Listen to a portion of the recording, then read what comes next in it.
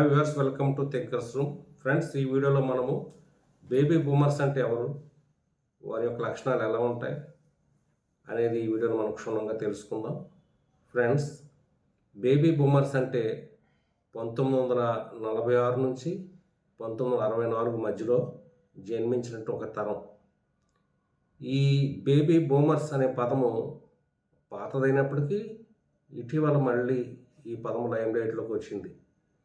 ఈ పదాన్ని తొలిసారిగా 1951లోనే ఆర్థిక కాలమిస్ట్ అయినటువంటి సిల్వియా పోర్టర్ అనే ఒక ఆయన ఈ పదాన్ని వాడాడు. ఆ తర్వాత 1980లో ఈ పదాన్ని వాడింది ఎవరంటే లాండన్ వై జోన్స్ అనే ఆయన the greatest expectations America the baby boomers అనేటువంటి ఒక పుస్తకంలో ఈ బేబీ బూమర్స్ గురించి నిర్వచించాడు. ఫ్రెండ్స్, రెండో ప్రపంచ యుద్ధం తర్వాత ఈ ఒక్కసారిగా జననాల రేటు అకస్మాత్తుగా పెరిగింది.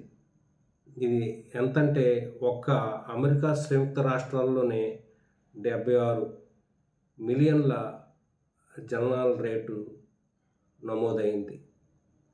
ఈ బేబీ బూమర్స్ అనేది ఒక నిశ్శబ్ద తరము మరియు ఇది ధనిక తరం అని చెప్పుకోవాలి. అలాగే ఈ బేబీ బూమర్స్ అనే తరము కష్టించే తరం. ఇది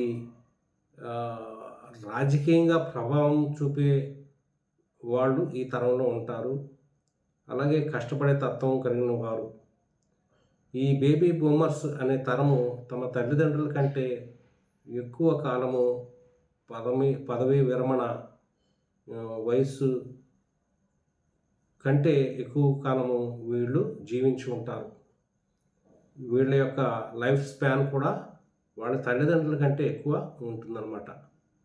అయితే ఈ బేబీ బూమర్స్ వారి యొక్క లక్షణాలు ఏంటంటే వీరు తమ యొక్క ఆర్థిక స్థితిగతులను మెరుగుపరుచుకుంటారు, మంచి భవిష్యత్తుకు బాట వేసుకుంటారు, రాజకీయంగా ఆర్థికంగా ప్రభావం కలిగి ఉంటారన్నమాట.